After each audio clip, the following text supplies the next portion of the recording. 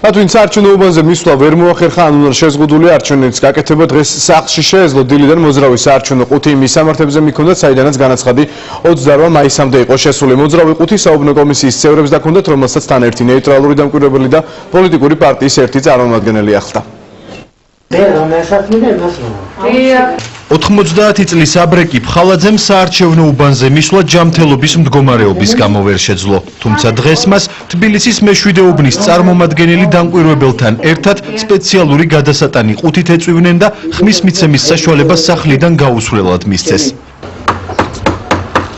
შერეული მობილური ჯგუფები დღეს დილიდან მთელი საქართველოს მასშტაბით ყველა იმ მომრჩეველთან მივიდნენ, რომლებმაც შესაბამისი თხოვნით საარჩევნო კომისიას მიმართეს.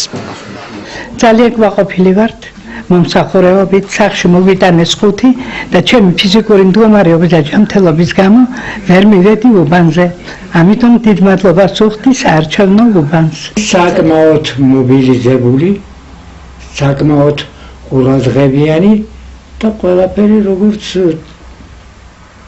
შევია საერთოდ.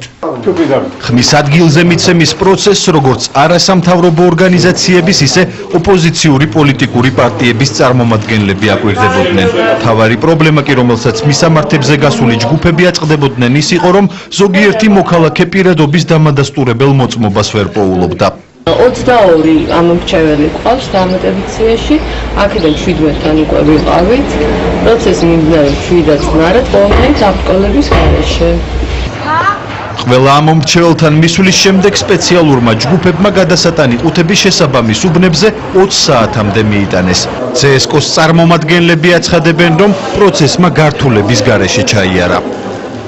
აქციები შედგა 28 მაისის ჩათვლით, 22 ადამიანი იყო ჩვენს უბანზე და დავალებისმიერ წავიდნენ და შემოიარეს და მოვიდნენ, აი როგორც ხედავთ ახლა ამ დროს. საარჩევნო უბნებზე დაბრუნებისთანავე გადასატანი ყუთები დაილუქა და მთავარი ყუთიც გვერდზე მოთავსდა. ის საარჩევნო პროცესის დასრულებისთანავე გაიხსნება და სხვა ამომრჩეველთა ხმებთან ერთად დაითვლება.